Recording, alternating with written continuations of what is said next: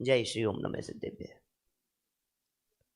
ओम जय जय जय नमोस्तु नमोस्तु नमोस्तु। नमो हरिहंताणम, नमो सिद्धाणम, नमो आयर्याणम, नमो वज्रायाणम, नमो लोये सव्यसाहुणम। वंदितु सव्यसिद्धे दुवमचल मनोवमं गतिं पते।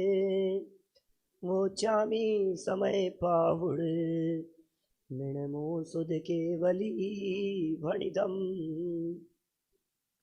नमः समय साराय स्वानुभूत्या चकासते चित् स्वभावाय भावाय सर्वभावांतरचिदे। जिन स्वानुभूति से खीरी मम स्वानुभूति मधिगिरी। श्री विमल धारा जैन श्रुत आनंद अमृत से भरी। समता प्रवाह बहावती रागादि विकल्प तोरी के। माँ सरस्वती प्रतिभाव वंदन दृष्टि निज में जोड़ी के। दृष्टि निज में जोड़ी के। ग्रंथराज समयसार जी यहाँ विराजमान है। आचार्य कुंद कुंद स्वामी की यह परम उपकारी रचना भारत क्षेत्र के पामर जीवों को साक्षात तीर्थंकर परमात्मा का विरह भुला देने में समर्थ। ये बातें एक एक बात ऐसी है जैसे यदि गहराई से सुने और समझें तो ऐसा प्रतीत हो कि क्या फर्क पड़ गया है वर्तमान में तीर्थंकर नहीं है तो। तीर्थंकर परमात्मा नहीं है तो कोई बात नहीं, तीर्थंकर परमात्माओं की वाणी तो है और वाणी ही की तो जरूरत है। बाकी तीर्थंकर परमात्मा का क्या करना है, उंगली पकड़ करके थोड़ी ना चलाएंगे तीर्थंकर भगवान। समूह शरण में जाएंगे तो भी वाणी का ही तो लाभ मिलेगा। समूह शरण में जाएंगे तब भी दिव्य ध्वनि ही तो सुनेंगे, वहाँ क्या प्राप्त करेंगे। वाणी का लाभ प्राप्त करना है और आज भी हमारे को महाभाग्य से ये वाणी उपलब्ध हो गई है, वैसी की वैसी उपलब्ध है। रंच मात्र फर्क नहीं है। भगवान महावीर स्वामी की वाणी में जो तत्व आया था, जैसा तत्व आया था, जिस रीति से जिस विधि से वहाँ प्रतिपादन होता था, वहाँ भगवान महावीर स्वामी के समूह शरण में बैठ करके जैसे महाराजा श्रेणिक लाभ लिया करते थे, बस समझ लीजिए वही चर्चा वही बातें यहाँ हमारे पास भी आचार्य कुंद कुंद स्वामी के माध्यम से उपलब्ध हो गई है। भाई साहब, जिन्हें ये समय सार मिल गया उन्हें तो ये पंचम काल भी चौथे काल जैसा ही है। जिन्हें समय सार मिल गया, जिनके वास्तव में भाग्य जागृत होते हैं और जो समय सार के मर्म को समझते हैं, उनके वचन ही कुछ इसी प्रकार के होते हैं, उनकी बातें ही कुछ इसी प्रकार की होती है। पिछले 2000 वर्षों में अनगिनती लोगों का जीवन इस ग्रंथ समय सार को पढ़ करके बदल गया है। अनगिनती लोगों का जीवन बदल गया इस समय सार को पढ़ करके। भाग्य खुल गए जिनके हाथ में समय सार आ गया, जिन्होंने समय सार को समझ लिया। बड़े भाग्यशाली हैं वे लोग जिन लोगों के कान में ये समय सार की गाथाएं पड़ती है, जिनकी जवान पर ये समय सार की गाथाएं चढ़ जाती है, उनसे बड़ा कोई भाग्यशाली नहीं है। ये वैभव है समय सार का। अशोक जी साहब, ये समय सार का वैभव है, वैभव, ये संपत्ति है। आचार्य कुंद कुंद स्वामी ने निज वैभव से ये वैभव हमें प्रदान किया है और कहा है कि निज वैभव से मैं दिखाता हूं, तुम अपने वैभव को देखना। कौन है वैभव संपन्न व्यक्ति? सुख शांति जिसके जीवन में है वो संपन्न है। जिसके जीवन में शांति नहीं है, अशांति है, वो बाहर में कितना भी संपन्न दिखाई देवे उसे असंपन्न कहते हैं। जिसके जीवन में शांति है वही तो संपदा है। अरे भाई साहब, इसे ही संपदा कहते हैं। कई तरह से संपदा की चर्चा करते हैं लोग इस दुनिया में। लोग ऐसी बातें कहते हैं, भाई साहब आज 4-4, 5-5 बच्चे हैं, बहुएं हैं, पोते पोती हैं, सब हमारा कहना मानते हैं, ये हमारी संपत्ति है, सब हमारे निर्देश कहते हैं। लोग ऐसा भाव होते हैं लोगों के ऐसे, अरे ये हमारी संपत्ति है, ये कमाया है हमने। लोग कहते हैं भाई साहब आज तो समाज में, मुमुक्षु समाज में, सब जगह पर कहीं भी कुछ भी कह दूं तो लोग मना नहीं करें, ये कमाया है हमने। कई कई लोग तो कमाई में ऐसी तक बात कह देते हैं, हमारे बाबूजी की डेथ हुई तो देखो कितने लोग तिये की बैठक में आए थे, ये कमाया है हमने, ये कमाया है हमने। अरे भाई, संपत्ति अलग तरह की चीज होती है, यह अलग अलग तरह से प्रतिपादन होता है संपत्ति का। ये कुंद कुंदाचार्य देव कह रहे हैं, जिसके माथे पर टेंशन है, जिसके माथे पर आकुलता है, जो बेचैन है, समझ लीजिए वो दरिद्री है। बड़े बड़े वैभव संपन्न क्यों न हो, लेकिन यदि नींद की गोली लेकर के खाना पड़ता है तो आप दरिद्री है। ये कुंद कुंदाचार्य देव यहां वैभव दिखा रहे हैं।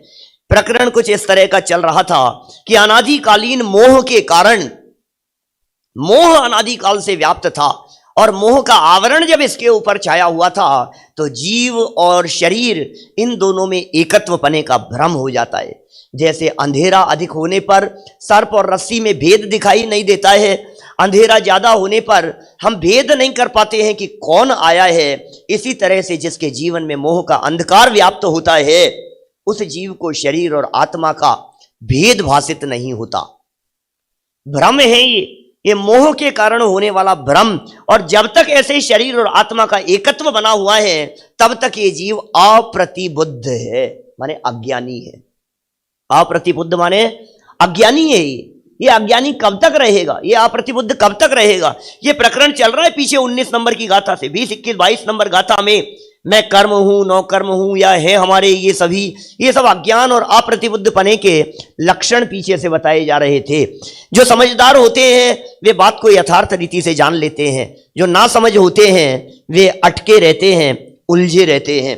तो यहां एकत्व के संस्कार के निषेध की बात कही, तो हो भी ऐसा ही रहा है भाई साहब, हम क्या बताएं। शरीर और आत्मा का एकत्व ये निरंतर ऐसा ऐसा हावी दिखाई देता है, यही तो मैं हूं।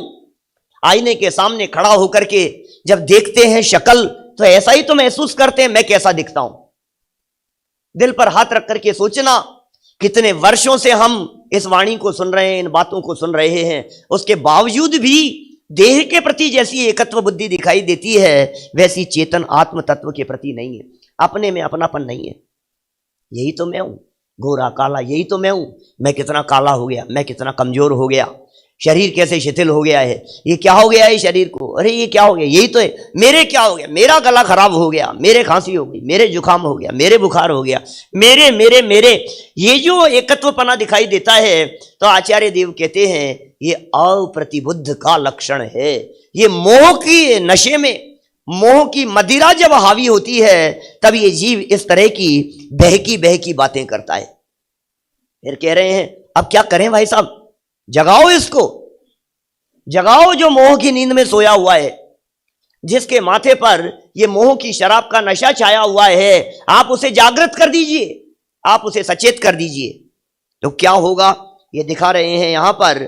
ये जो अज्ञानी जीव अप्रतिबुद्ध बना हुआ है, अब जैसे ही ऊपर से नेत्र विकार जिसके ऊपर आया हो और दिखाई नहीं देता है, और ऊपर से मोतियाबिंद का ऑपरेशन कराया तो पर्दा हट गया, जाला हट गया, अब सब कुछ स्पष्ट दिखाई देने लगा। ये कहते हैं तत्व ज्ञान का ऑपरेशन करने पर, जब तत्व ज्ञान का ऑपरेशन किया जाता है और मोह के बादल छट जाते हैं, मोह का आवरण हट जाता है, निगाहों पर पड़ा हुआ मोह का मोतियाबिंद जैसा पर्दा जब वो हट जाता है, तो उसके उघड़ जाने पर ये जीव स्वयं ही साक्षात ज्ञाता दृष्टा हो जाता है। ये उघाड़ने की चर्चा कर रहे हैं यहां पर, कैसे उघाड़ेंगे। अब चर्चा यहां ऐसी हुई, ऐसा समझ लिया, बात समझ में आ गई पंडित जी।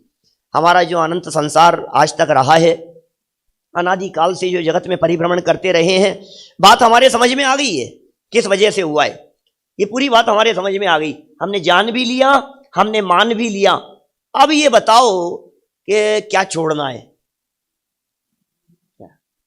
अब ये बताओ त्याग किसका करना है। अब ये बढ़ना तो पड़ेगा ही ना, स्टेप बाय स्टेप। भाई सबको ही ऐसा लगता है कि अब धर्म मार्ग पर अब बढ़ रहे हैं, तो धीरे धीरे क्या करना है। भैया अब रात्रि भोजन छोड़ दिया, नहीं भाई साहब रात को हमने वो बिना अन्न की चीजें भी छोड़ दी, नहीं रात को हमने फिर अब क्या किया, अब तो दूध पीना भी छोड़ दिया, नहीं अब तो रात को हमने पानी पीना भी छोड़ दिया। अब और क्या करना है, अब क्या करना है कि नहीं, अभी तो पानी पीना रात को पीना छोड़ा है ना, अब तो हम ये चाहते हैं कि वो सूर्यास्त के अंतर मुहूर्त पहले ही सब संपन्न हो जाए। बहुत बढ़िया, बहुत बढ़िया। अब क्या करना है? अब अणुव्रत लेंगे और क्या करेंगे? अणुव्रत ले लिए, महाव्रत लेंगे। भाई क्या क्रम है त्याग करने का, क्या विधि? भाई आगे तो बढ़ना ही पड़ेगा ना अपने को मोक्ष मार्ग में। तो मोक्ष मार्ग में आगे बढ़ने के लिए ये सब छोड़ रहे हैं। तो आचार्य देव ने स्वयं ही प्रश्न उठा दिया अमृत चंद्र स्वामी ने उत्थानिका में, 34 और 35 नंबर की गाथा की उत्थानिका में स्वयं ही इस तरह का प्रश्न उठा दिया कि भाई अब मैं त्याग करने जा रहा हूं, तो आप बता दो कि कैसे करूं। क्योंकि मुझे मालूम है पहले भी जब मैं शरीर आत्मा को एक मानता था, जानने और मानने में जो गड़बड़ी होती थी, उन भूलों को अमृत चंद्र स्वामी ने निकाला है। तो जब मैं अब त्याग कर ही रहा हूं तो पहले समझ तो लूं कि कैसे करना है। आप ही बता दो कैसे करना है जिससे कोई गड़बड़ी नहीं हो। जब त्याग कर दूंगा, जब छोड़ दूंगा, तो किसी तरह की कोई गड़बड़ी ना हो। इसलिए वे कहते हैं आप बतलाइए प्रत्याख्यान क्या होता है। शब्द कठिन है प्रत्याख्यान, लेकिन प्रत्याख्यान शब्द का अर्थ होता है त्याग। ये शब्द आप लोगों ने कई बार सुने होंगे, आलोचना, प्रतिक्रमण, प्रत्याख्यान, 3 शब्दों के प्रयोग किए जाते हैं। आलोचना होती है वर्तमान के दोषों की निवृत्ति के लिए, प्रतिक्रमण होता है भूतकाल के दोषों की निवृत्ति के लिए, प्रत्याख्यान होता है भविष्य में दोष न लगे इसके लिए। भूत, वर्तमान और भविष्य। प्रतिक्रमण करते हैं ना, क्यों क्यों किया भाई साहब ये प्रतिक्रमण? प्रतिक्रमण किस लिए किया जा रहा है? अब तक जो हमारे से द्वारा दोष लगे हैं, दिन में, रात में, भूतकाल में, पिछले महीने में, पिछले वर्ष में, अनंत चतुर्दशी के दिन तो बड़ा प्रतिक्रमण करते हैं। जगह जगह पूरे देश में बड़ा प्रतिक्रमण होता है। यहां भी होता है क्या कुछ? यहां तो नहीं होता है ना, कई जगह चलने लगा है, बहुत जगह चलने लगा है। तो वो जो प्रतिक्रमण होता है, अपने यहां प्रतिक्रमण की जगह पाठ बोलते हैं, आलोचना पाठ बोलते हैं अपन, उसमें भी उसी तरह की बातें, आलोचना पाठ में भी। तो भूतकालीन दोषों की निवृत्ति की जहां चर्चा होती है उसका नाम है प्रतिक्रमण, और भविष्य संबंधी दोषों की निवृत्ति की जहां बात हो वो है प्रत्याख्यान। और वर्तमान में जो दोष लग रहा हो उसकी ज्ञानी व्यक्ति करता है आलोचना। अरे अरे मैं ये क्या कर रहा हूं, ये मैं क्या कर रहा हूं, ये मुझे नहीं करना चाहिए। तो यहां प्रत्याख्यान की चर्चा चल रही है। छोड़ना है, अब क्या छोड़ना है, कैसे छोड़ना है, उसकी प्रक्रिया और विधि क्या है, इस बात को कुंद कुंदाचार्य देव यहां समझा रहे हैं। चलिए 34 और 35 नंबर की गाथा का पाठ कर लेते हैं। एक बार रिपीट करेंगे ना, आप लोग सब बोलेंगे ना? हाँ।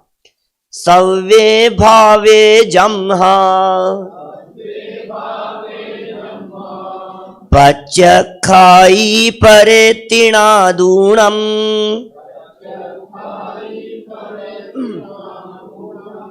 तम्हा पच्चखाणम नाणम नियमामुणे दव्वम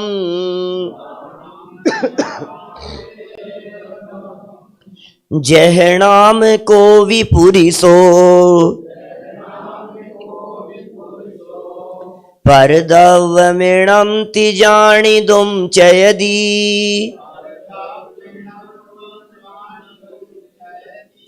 तह सवे पर भावे णाऊण विमुंचदे नाणी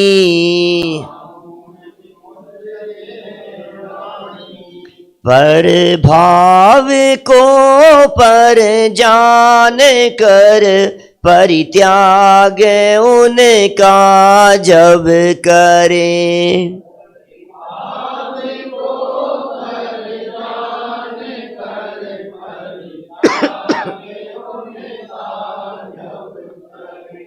तब त्याग हो बस इसलिए ही ज्ञान प्रत्याख्यान है।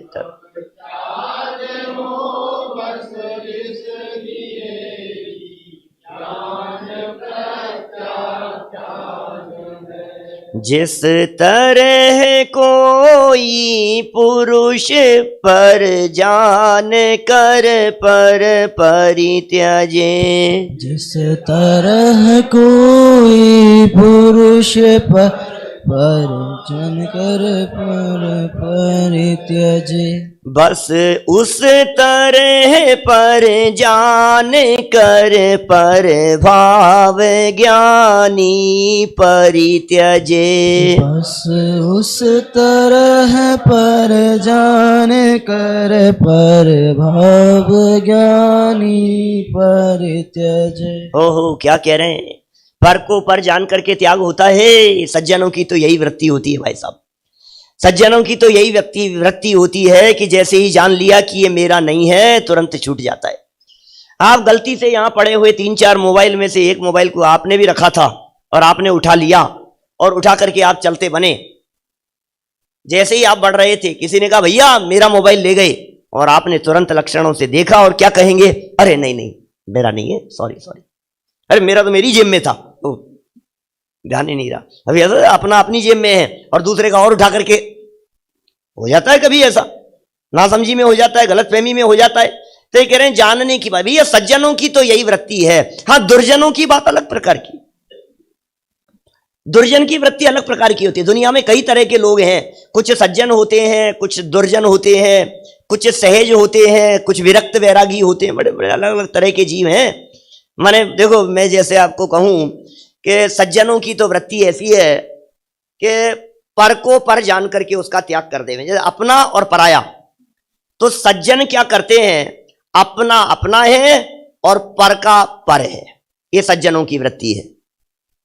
दुर्जन क्या करते हैं? अपना तो अपना है ही, पर का भी अपना है।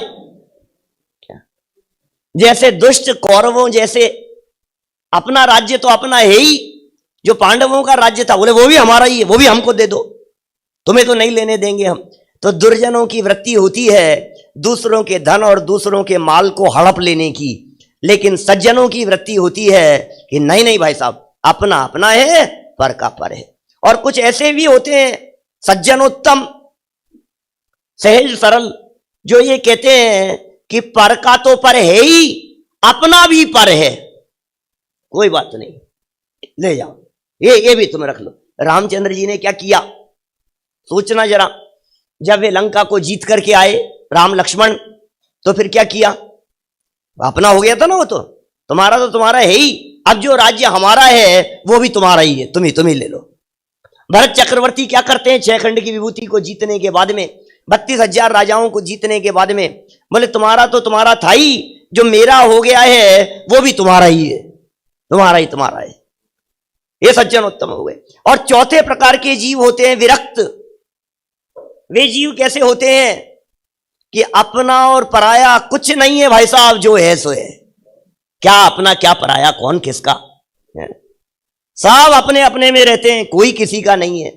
न पर वस्तु हमारी है, न हम आपके हैं, न आप हमारे हैं, सब अपने अपने में रहते हैं। तो अलग अलग तरह के जीव होते हैं। यहां तो ज्ञानी बनने की विधि बतला रहे हैं, पर को पर जान करके उसका त्याग कर दिया जाता है। सज्जन व्यक्ति जैसे ही पर को पर जानते हैं, तुरंत उसका त्याग कर देते हैं। देखिए, गाथा और गाथा का पाठ हमने यहां किया, इसका अनुवाद पढ़ता हूं नीचे से।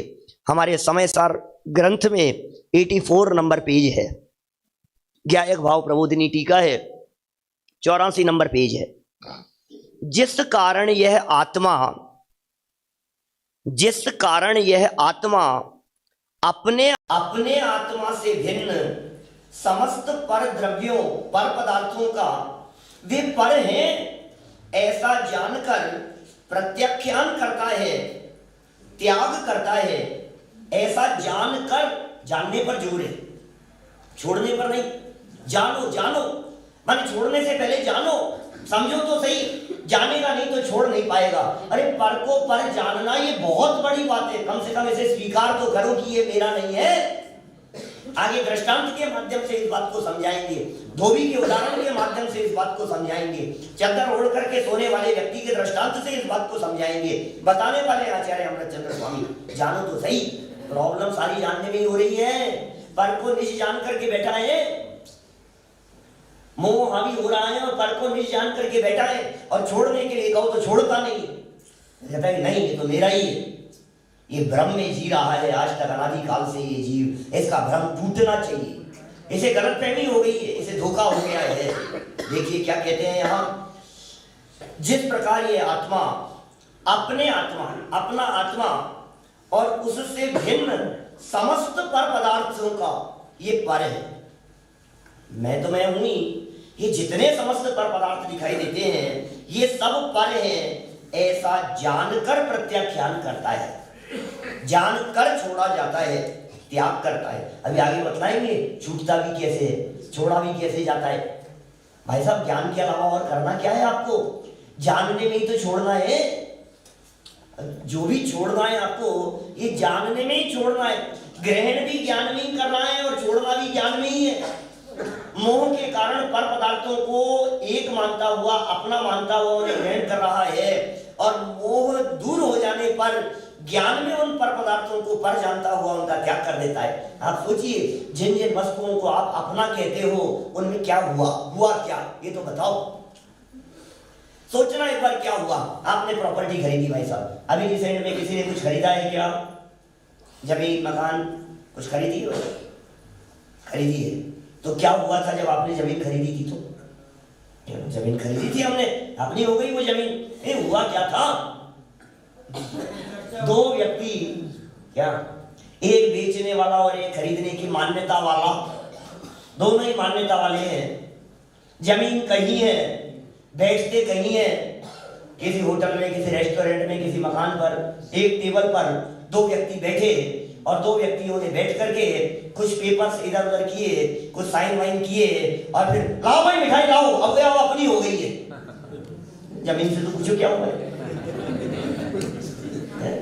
वो हुआ क्या? मैं आपसे पूछना चाह रहा हूँ। तो मन ही मन, हाँ ये मेरी थी, ये साइन कर दी। सामने वाला व्यक्ति आया, हाँ हाँ अब मेरी हो गई, अब तुम्हारी हो गई। हुआ जमीन में क्या हुआ? प्रॉपर्टी में क्या हुआ? दुकान में क्या हुआ? कुछ भी नहीं हुआ, सिर्फ और सिर्फ मान्यता ही तो है, और क्या है? तो आज तक वो व्यक्ति साइन करने के पहले पहले मान रहा था कि मेरी है, और अब सिग्नेचर कर दिए, सेल कर दिया उसने, तो वो तुरंत क्या कहता है कि भाई अब नहीं है भाई। छोड़ना है और क्या छोड़ना है? क्या छोड़ने योग्य है? हमारे छोड़ने से छूटता नहीं है और हमारे जोड़ने से जुड़ता नहीं है। जोड़ने से जुड़ेगा नहीं, छोड़ने से छूटेगा नहीं। अनंत काल हो गया यही काम करते हुए। इकट्ठे कर लो चाहे जितने हीरे मोती, जोड़ जोड़ करके, अरे साहब अब तो हो जाएगा। अच्छा, कितना जुड़ने पर सुख होता है वैसा? कितने कितने में होता है? जोड़ जोड़ करके ये जीव सुखी होना चाहता है। हम आपसे पूछना चाहते हैं कि कितना जोड़ लेवें कि सुखी हो जावे? बोलो, कोई है लिमिट? लेकिन फिर भी ऐसा लगता है थोड़ा तो और होना चाहिए, थोड़ा तो और होना चाहिए। 99 के फेर में जैसा ऐसा लगता है, बस इतना और हो जाए, बस एक स्टेप और, अब इतना तो चाहिए ही। अब आजकल थोड़ा सा घर गृहस्थी में रहते हैं तो थोड़ी बहुत तो सुख सुविधाएं चाहिए ही भाई साहब, इसके बिना चलता नहीं है। आजकल एसी के बिना चलता नहीं है, आजकल गाड़ी के बिना चलता, तो गाड़ी के बिना नहीं चलता है ऐसा वर्षों हो गए कहते कहते, और अब लगता है नहीं लग्जरी के बिना चलता नहीं है। थोड़ी सी तो ये गाड़ी आजकल ये थोड़ी ना फैसिलिटी वाली चाहिए। आजकल तो ये अभी बहुत झंझट है इसमें, गियर बदलने में, क्लच दबाने में, तो ऑटोमेटिक वाली के बिना चलता नहीं है, हीटर के बिना चलता नहीं है, एसी के बिना चलता नहीं है, इसके बिना चलता नहीं है। अरे भाई कहाँ मिथ्या मान्यताओं में अटके हुए हैं। ये कह रहे हैं तुम्हारी जो ये मिथ्या मान्यता है, इस मिथ्या मान्यता को दूर करो एक बार। गलत फहमी में हो आप।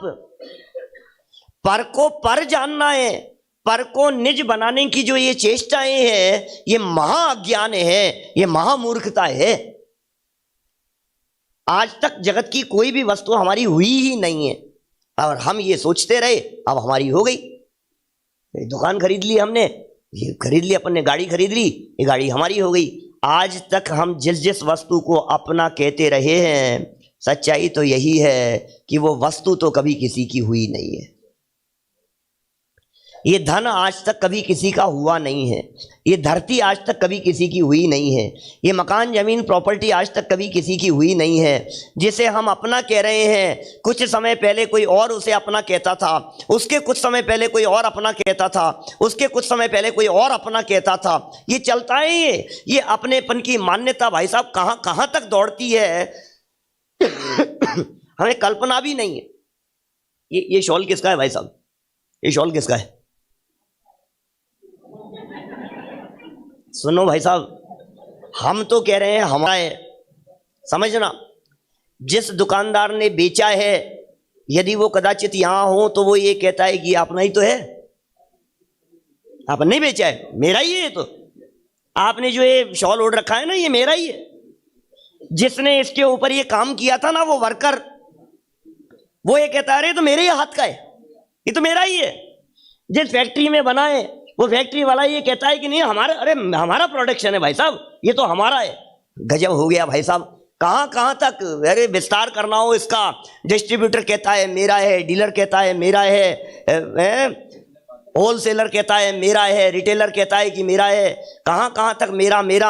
जिसने पैसे देकर के खरीदा था वो कहता है मेरा है, जिसको भेंट दिया गया था जो, वो कहता है मेरा है, और जिसने ओढ़ रखा है वो कहता है मेरा है। अरे जरा इस शॉल से भी तो पूछो कि भाई तू किसका है, तू किसका है? तो अपने में कौन वस्तु किसकी होती है बतलाई तो सही। ये जमीन जायदाद प्रॉपर्टी में लगा करके तो देखो जरा, हर व्यक्ति कह रहा है मेरी है मेरी है। हमसे पहले हमारे पिताजी अपनी कहते थे, उनसे पहले उनके पिताजी अपनी कहते थे, उससे पहले किसी पेपर पर जिसके नाम लिखा था, पेपर पर नाम लिख दिया, गजब हो गया। पेपर जमीन पर तो नाम भी नहीं है जमीन पर तो नाम भी नहीं है। और जमीन पर नाम क्या, देखो तो सही, इतनी बड़ी प्रॉपर्टी, लंबी चौड़ी प्रॉपर्टी, और मेन गेट पर, दरवाजे पर एक छोटे से 1 फीट बाई 1 फीट के एरिया में अपना नाम लिख करके कहता है कि ये प्रॉपर्टी मेरी हो गई बार बार नाम छाप दिया, बोले ये मेरा हो गया। बोले ये किताब किसकी है, ये किताब किसकी है? अब पंडित मेरा नाम लिखा है, मेरी है, मेरा नाम लिखा है। तुम अपना नाम लिख करके अपना अधिकार जमा रहे हो इसके ऊपर, ये अपनी हो गई है। कोई किसी की नहीं होती है, कोई किसी की नहीं होती है भाई साहब। ये धन धरा का है, किसी का नहीं है। जिन नोटों को हम अपना कहते हैं, ये नोट जब तक हमारी जेब में है फिर किसी और की जेब में चले जाते हैं। अपना ही तो है, और अपने अधिकार क्षेत्र में रहने के बावजूद भी जिसके प्रति अपनापन नहीं होता है, हम उसे कहते हैं नहीं भाई साहब हमारा नहीं है। अरे ये तो हमारे पास में रखवा करके गए हैं, हमारा नहीं है, इसका अपनापन नहीं है। अपनी जेब में रखे हुए नोटों के बारे में भी कह देता है नहीं हमारे नहीं है भाई साहब, ये तो जयकुमार जी ने रखवाए थे, वो तो रसीद बन्नी है, किसी और के हैं, अपने नहीं है, अपने नहीं है। अपनापन नहीं होता है, वहां तुरंत परायापन दिखाई देने पर उसके प्रति मोह टूट जाता है। पर को पर जान करके ज्ञानी उसका त्याग करते हैं, जानने के ऊपर जोर देते हैं। आप सबसे पहले इस बात को जान लीजिए कि क्या ग्रहण करने योग्य है, क्या छोड़ने योग्य है, क्या अपना है, क्या पराया है, क्या चीज अपनी है, किसे अपना कहें हम। जिन मंदिर किसका है? अरे जिन मंदिर तो हमारा है। क्यों? हम यहाँ की सारी व्यवस्थाएं संभालते हैं। क्या क्या व्यवस्थाएं संभालते हैं भाई साहब? ये व्यवस्था हम संभालते हैं, ये ऊपर तक तो कुछ है ही नहीं, इसका तो ये कुछ है ही नहीं, ये टेढ़ा हो रहा है, ये ऐसा हो रहा है। क्या क्या व्यवस्था संभालते हो आप?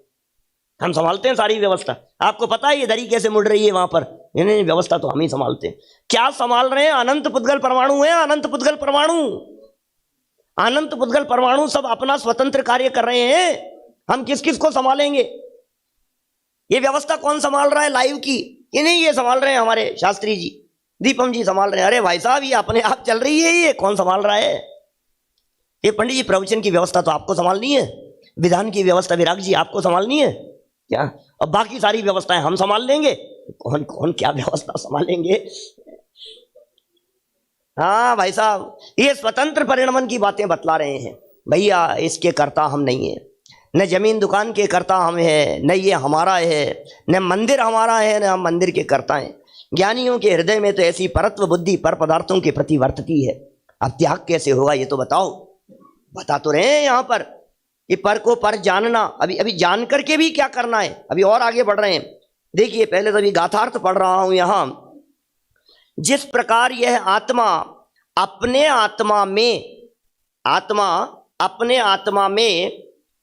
आत्मा से भिन्न समस्त पर पदार्थों का वे पर हैं, समस्त पर पदार्थों का वे पर हैं, ऐसा जानकर प्रत्याख्यान करता है, त्याग करता है। उस कारण प्रत्याख्यान ज्ञानी है। ज्ञान में ही तो हुआ, हमने जान लिया ये हमारा नहीं है और त्याग हो गया। हमने जान लिया ये हमारा है और ग्रहण हो गया। तो ये ज्ञान ही है नाणम पच्चाक्षाणम, पच्चाक्षाणम नाणम ऊपर मूल गाथा की दूसरी लाइन में दिखा था। पच्चाक्षाणम नाणम, उसी प्रकार उसी कारण प्रत्याख्यान ज्ञान ही है, ऐसा नियम से जानना चाहिए। तात्पर्य यह है कि अपने ज्ञान में त्याग रूप अवस्था होना ही, ज्ञान में त्याग रूप अवस्था होना ही प्रत्याख्यान है, त्याग है, अन्य कुछ नहीं है। ज्ञान में त्याग रूप अवस्था का होना, जब आप किसी भी वस्तु का त्याग करते हैं, आपने गाजर छोड़ दी, मूली छोड़ दी आपने, तो क्या किया?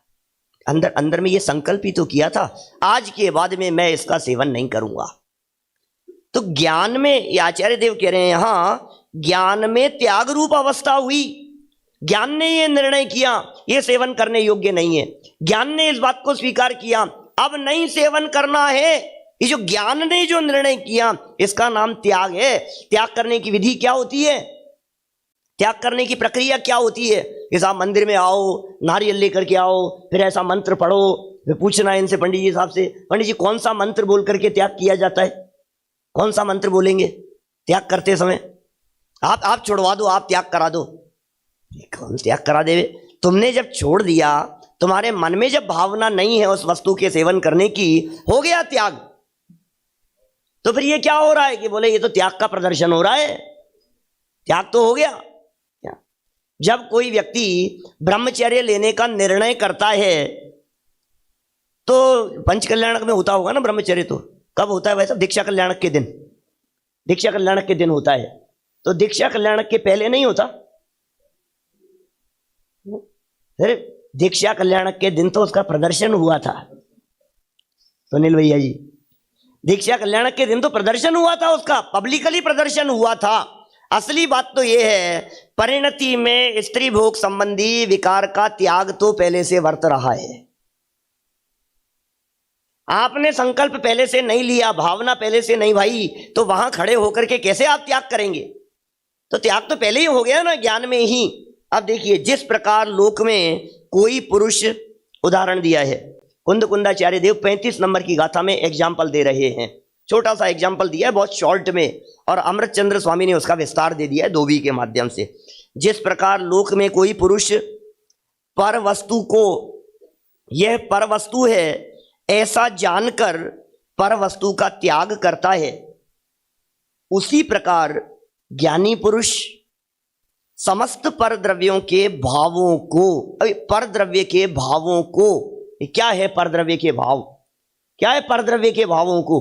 तो पहले भी कहा था, पर के लक्ष्य से होने वाले भाव वो सब इसमें लेना है। यानी पर भाव माने पर द्रव्य, पर के भाव और पर के लक्ष्य से उत्पन्न होने वाले अपने में जो विकारी भाव हैं, इन सब की पर भाव संज्ञा है।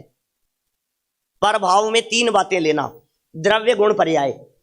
पर भाव में पर द्रव्य, उसे पर भाव कहा, पर के गुण वे भी पर भाव हैं, और पर के लक्ष्य से उत्पन्न होने वाली जो राग आदि वृत्तियां हैं ये पर्याय, द्रव्य भी, गुण भी और पर्याय भी, इन तीनों का एक नाम है परभाव। ये समय सार की शैली है, प्रत्येगात्मा की चर्चा की थी पहले, तब ये कहा था कि जो 3 तरह की बातें हैं, इन 3 तरह के भावों को जब छोड़ने की बात करते हैं तो कहते हैं अब परभाव का त्याग हुआ। ज्ञानी पुरुष, उसी प्रकार ज्ञानी पुरुष समस्त पर द्रव्यों के भावों को ये पर भाव हैं ऐसा जानकर छोड़ देते हैं। जाना और छोड़ दिया। भाई साहब, ज्ञान ही प्रत्याख्यान है, जानने के अलावा और कुछ होता ही नहीं है। पता लगना चाहिए, बस तुरंत छूट जाता है। रस्सी सांप में जैसे सांप समझ लिया तुरंत, अब छोड़ने में कितनी देर लगेगी? आपको पता लगा कि जो चीज ये ले रहा हूं, जिसका सेवन कर रहा हूं, इसमें जहर है, अब कितनी देर लगेगी उसका छूटने में? जैसे ही पता लग गया कि ये जहर है, अब उसके छोड़ने में देर नहीं लगती है।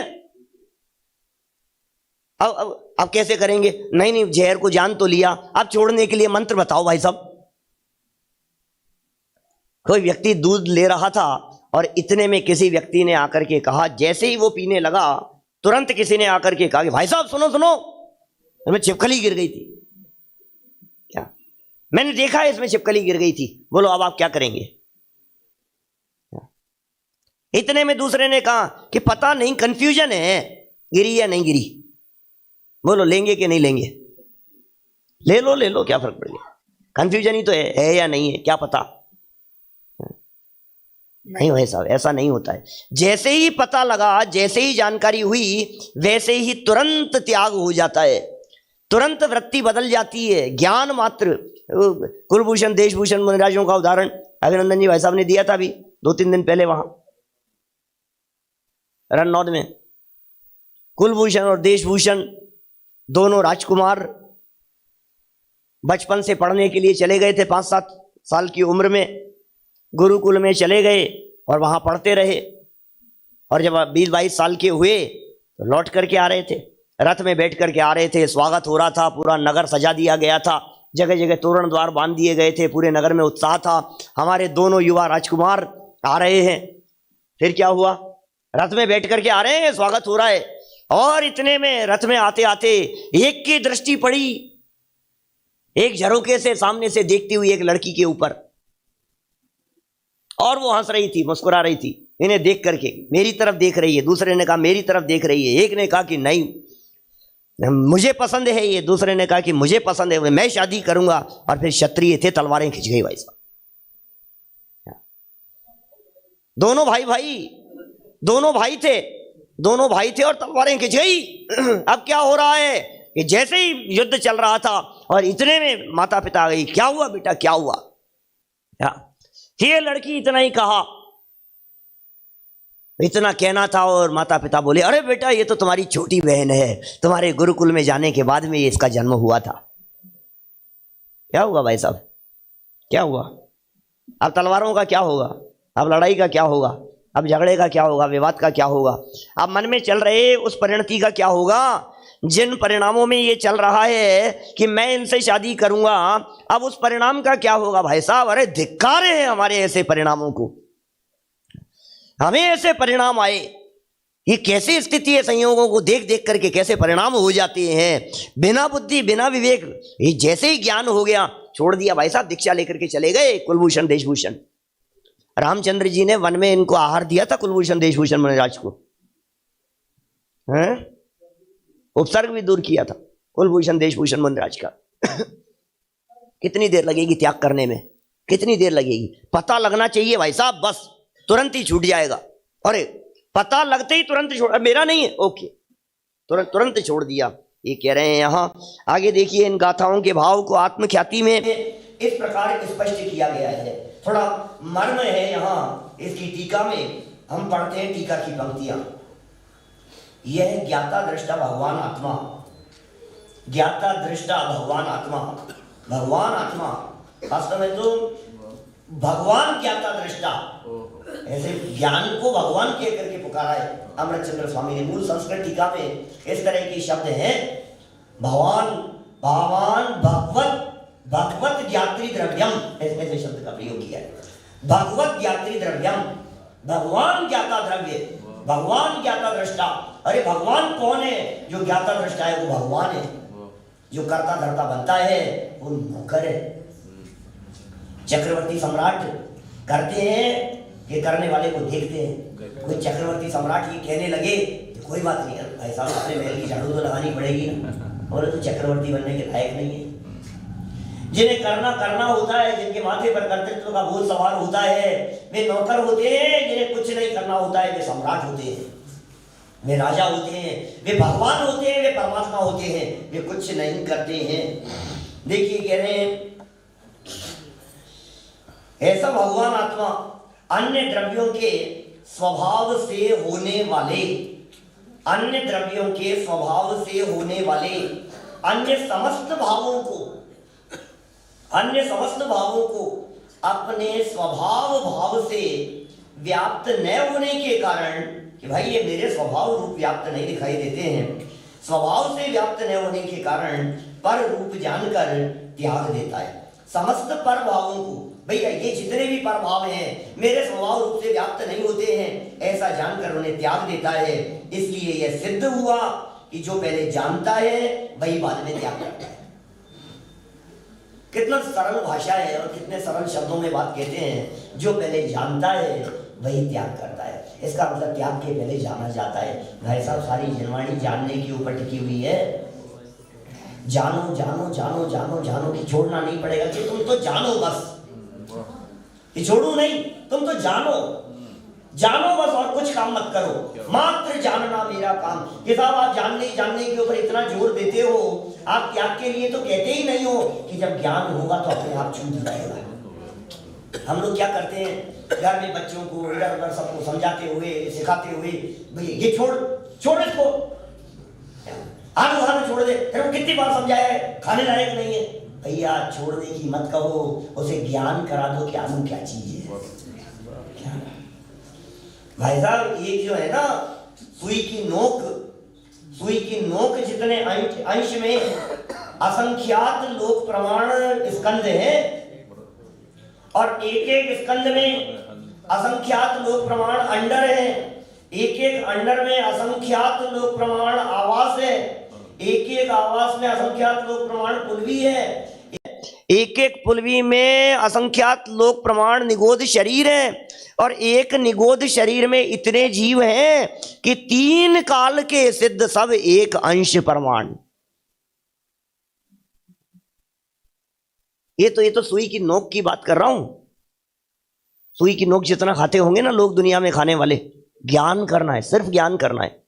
आपको जैसे ही ज्ञान हो गया कि जिस द्विदल का हम सेवन कर रहे हैं, अरे पता नहीं है इसमें किस तरह से जीव तड़फड़ाते रहते हैं, आपको पता नहीं है, जैसे ही लार का संपर्क होता है दूध दही के साथ में, गोरस के साथ में, बेसन आदि दो दल वाली चीजों के मिल जाने पर जैसे ही लार का संपर्क होता है, ऐसे कीड़े तड़फड़ाते हैं, ऐसे तड़फड़ाते कुलबुलाते हुए नजर आते हैं। त्रस्त जीव, मांस भक्षण का दोष लगता है। अरे हमें तो पता ही नहीं था, हमें तो पता ही नहीं था। सबसे पहले पता होना जरूरी है। पता नहीं था, ये कोई बचाव नहीं है, इससे बचाव नहीं होता है। अज्ञानता कोई बचाव का माध्यम नहीं है। अज्ञानता से ये जीव बच जाए ऐसा नहीं होता है। हमें खबर नहीं थी, आपके यहाँ पता नहीं ये रोड के क्या नियम है, सड़क पर बेल्ट लगाना कंपलसरी है या नहीं है, हेलमेट पहनना कंपलसरी है या नहीं है, रेड लाइट क्रॉस कर सकते हैं या नहीं है, चल जाता है, क्या क्या चलता है यहाँ पता नहीं मेरे को। हम नए नए आए थे यहाँ, और हमने कहा जय कुमार जी भाई साहब गाड़ी में चला के ले जाता हूँ। कोई बात नहीं पंडित जी, आप चला लो। हमने चलाया, और हम तो जैसे वहां निकालते हैं यहाँ निकाल दिया हमने तो आगे। आपके यहाँ चलती थी, जयपुर आए और आपने निकाल ली, पुलिस वाले ने पकड़ लिया, तो आप क्या कहेंगे? अरे भैया हमें पता नहीं था यहाँ ऐसा होता है, मालूम ही नहीं था। तो क्या कहेगा वो व्यक्ति? साइड में, कोई बात नहीं, साइड में आ जाओ, लाओ, नाम क्या तुम्हारा, लाओ लाइसेंस दिखा तुम्हारा, लाइसेंस का है। अरे सर मेरे को पता नहीं था, सॉरी कह तो रहा हूं मैं, पता नहीं था कि तो अब पता लग जाएगा तुम्हें। हाँ, पता क्यों नहीं था भाई साहब? अज्ञानता कोई बचाव थोड़ी ने है। सबसे बड़ी चीज है कि आप यदि भारत के नागरिक हैं तो यहां के कानून का आपको पता होना चाहिए। आपको पता क्यों नहीं था? आप यदि जैन कुल में पैदा हुए हैं तो आपको पता होना चाहिए कि साहब हम जैन कुल में पैदा नहीं हुए, हम तो अजैन हैं, हमें तो पता नहीं था। कि कोई बात नहीं, तुम मनुष्य तो हो, तुम्हें पता होना चाहिए कि आलू में अनंत जीव है। कि पता नहीं था फिर भी पाप लगेगा कि लगेगा भाई साहब? 100% लगेगा, ज्यादा लगेगा। क्या बात कर रहे हो आप? अज्ञान का भी लगेगा, ज्यादा लगेगा। आगे जानना फर्स्ट स्टेप है, छोड़ना तो जब होगा तब हो जाएगा। अब सारी दुनिया ये कह रही है जानते तो सब हैं, जानते, छोड़ना नहीं हो पा रहा। छोड़ना, अरे भाई छोड़ना पड़ता ही नहीं है, छूटे हुए को जानना पड़ता है। ये जैन शासन है, यहां कुछ नहीं छोड़ना है, छूटे हुए को जानना है। आपने जैसे प्रॉपर्टी खरीदते बेचते समय सिर्फ इतना जाना ही तो है कि अब मेरी है, इतना जाना ही तो है कि अब मेरी नहीं है। और क्या किया है? ज्ञान ही तो मात्र किया है, इसके अलावा तो कुछ भी नहीं हुआ। ग्रहण ही नहीं किया तो छोड़ने का क्या सवाल है? बोलो। सिर्फ मोह वर्तता है। वो एक प्रसंग कहीं बहुत पहले आया था, इस तरह का सुना था कि वो किसी के मकान में आग लग गई और रो रहा था। वो व्यक्ति मकान में आग लग गई, रो रहा था, बाहर आ गया, चारों तरफ अरे ये क्या हो गया, बुझाओ इसको, ये हुआ। इतने में बड़ा बेटा आया कि पिताजी ये तो रजिस्ट्री हो गई थी दूसरे के नाम। अब शांत हो गया, सहज हो गया। ये क्या हुआ? जैसे ही पता लगा कि अपना ही नहीं, जब तक अपना मान रहा था तब तक दुखी हो रहा था, और जैसे ही बेटे ने आकर के कहा कि पिताजी रजिस्ट्री हो गई थी सुबह, छोटू को कह दिया था, सुबह बेच दिया है अपन ने, तो अपना है ही नहीं, तो शांत हो गया। अब कितना, अब चेहरे पर थोड़ी सी प्रसन्नता दिख रही है। अब तो जो हो तो कोई बात नहीं। और इतने में छोटा बेटा आया दौड़ता हुआ, उसने कहा नहीं नहीं पिताजी, वो सुबह रजिस्ट्री के लिए गया तो था लेकिन हो नहीं पाई थी। ज्ञानचंद जी बाबूजी, अब सोचो जरा, मतलब ऐसा लगता है ये क्या हुआ ये? अब वापस माथा पकड़ लिया उसने। क्या जैसे ही पता लगा, सारा खेल जानने का है और क्या है, ज्ञान के साथ में मोह जुड़ा हुआ होता है तो ये जीव दुखी होता रहता है। और जैसे ही यथार्थ ज्ञान हो गया कि अपना नहीं है भाई साहब, आज तक अनादिकाल से एक परमाणु मात्र भी मेरा हुआ नहीं है। पर को बनाने की चेष्टाएं तो बहुत की, लेकिन एक परमाणु मात्र भी आज तक कभी मेरा हुआ नहीं है। अब दुनिया में कौन व्यक्ति उसे दुखी करे? इन ज्ञानियों को कौन दुखी करे? छिद जाए या भिद जाए कोई, अथवा प्रलय को प्राप्त हो, जावे चला चाहे जहां पर परिग्रह।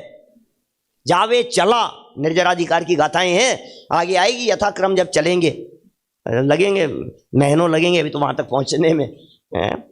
देखिए लिख रहे हैं यहां पर, कितनी सुंदर बात कह रहे हैं भैया, मेरे स्वभाव में, अपने स्वभाव में ये पर द्रव्य पर भाव ये व्याप्त न होने के कारण, व्याप्य व्यापक भाव की चर्चा भी कर्ता कर्म अधिकार में कर रहे थे अपन लोग एक आधे पौन घंटे पहले। जहां व्याप्य व्यापक भाव होता है वहीं कर्ता कर्म संबंध होता है, जो जिसमें व्यापता है वही उसका कर्ता होता है। ये कह रहे हैं पर भाव के साथ में व्यापना नहीं होने के कारण ऐसा जानकर त्याग देता है। इसलिए यह सिद्ध हुआ कि जो पहले जानता है, जो पहले जानता है वही बाद में त्याग करता है। अन्य कोई त्याग करने वाला नहीं है, दूसरा कोई भी ऐसा नहीं है जो त्याग करने वाला हो। चलिए इस प्रकार आत्मा में निश्चय करके थोड़ी सी और सूक्ष्मता की तरफ ले जाना चाहता हूं। 1-2 मिनट में विषय पूरा करते हैं अपन, थोड़ी सी और गहराई में जाकर के बात करें कि इसमें रहस्य क्या छिपा हुआ है। इस प्रकार आत्मा में निश्चय करके प्रत्याख्यान के समय प्रत्याख्यान करने योग्य, प्रत्याख्यान के समय जब प्रत्याख्यान किया जा रहा था उस समय प्रत्याख्यान करने योग्य पर भाव की उपाधि मात्र से प्रवर्तमान त्याग के कर्तृत्व का नाम होने पर भी परमार्थ से देखा जाए तो पर भाव के त्याग के कर्तृत्व का नाम अपने को नहीं है, क्योंकि स्वयं तो ज्ञान स्वभाव से च्युत नहीं हुआ है। हो किसका नाम त्याग है? आपने साहब अभी देखिए, पर द्रव्य के त्याग की तो बात छोड़िए, वो तो पर है ही। यहाँ तो राग को भी पर भाव में शामिल कर रहे हैं ना, क्रोध आदि विभाव भावों को भी पर भाव में शामिल कर रहे हैं। तो क्रोध आदि विभाव भावों का त्याग करो साहब। कल भी कही थी इस तरह की चर्चा हमने कि साहब त्याग करने योग्य क्या है, हे क्या है? बोले आश्रव बंध हे है, तो विकार तो छोड़ने योग्य है ना, कि हाँ छोड़ने योग्य है। तो विकार को कैसे छोड़ें, उसको कैसे त्याग करें? अच्छा कौन से विकार को छोड़ना है भाई साहब? कौन से विकार को छोड़ना है बैठा है आपके पास में। भविष्य में होने वाले विकार का त्याग करना है कि भूतकाल में हो चुके विकार का त्याग करना है? प्रवर्तमान विकार का त्याग करना है।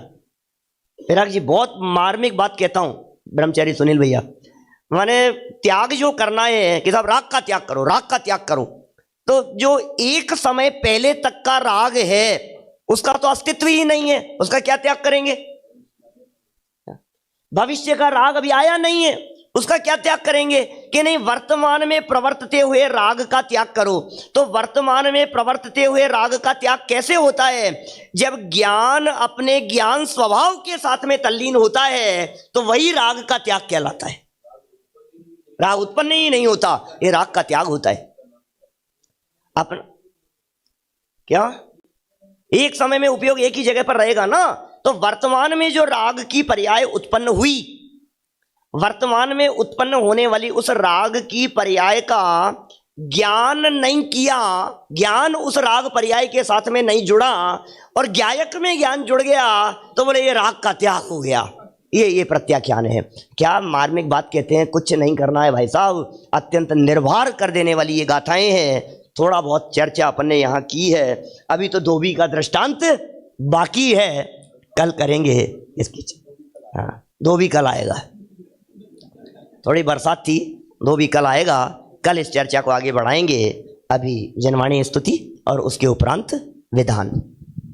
सभी हाथ जोड़िएगा, जिनवाणी की विनय करते हैं। अनंत धर्मणस्तत्वं पश्यन्ति प्रत्यगात्मनः अनेकांतमयी मूर्तिर् नित्यमेव प्रकाशिताम्। जिनवाणी माता की जय हो।